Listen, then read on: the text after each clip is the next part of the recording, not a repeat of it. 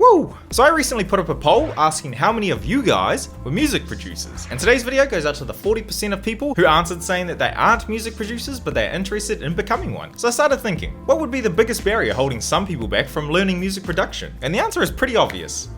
Software. The only thing stopping you from learning music production is just the software that's required. And for some people, all they're needing is a point in the right direction to which software would be best for them. So that is what I'm going to try to do today. I've been asked countless times, which is the best software to use? Should I stop learning this software and learn this one instead? And also, I can't afford this certain program, so what would be the best free option? And the answer to all of these questions is pretty simple. If you're on a PC, get FL Studio. If you're on a Mac, get Ableton. Why? Well, these are probably the most popular platforms right now, therefore the amount of resources for learning these pieces of software is a lot higher than any others. Each one has its own advantages and disadvantages, but to be honest, the most important thing is just getting started. Choosing one over the other isn't going to make you a better music producer. What really makes you a better music producer is practice. And you can't really do that if you're wasting your time trying to figure out which is the best software to use. And if you're thinking that you can't afford either of these options, you don't need to. Both have demo versions, which contain all of the same features. The only difference is that you can't save or export while using these demos, which I honestly think helps speed up the learning process. Not being able to save your projects means that every time that you want to work on something, you pretty much have to start from scratch.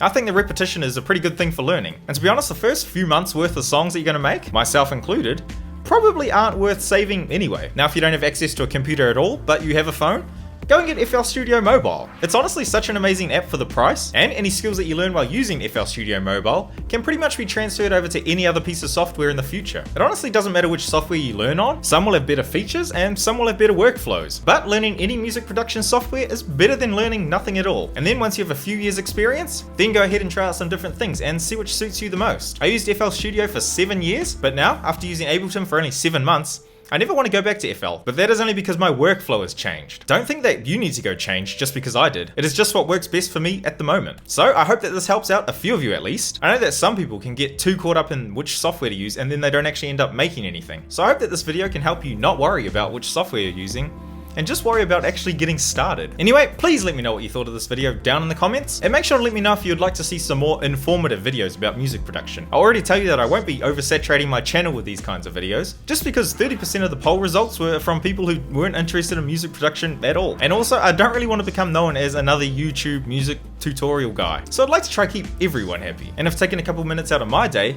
can help a few of you take your first steps into music production, then I definitely think it's worth it. Anyway, that's pretty much everything. Thanks for watching, everybody. Bye!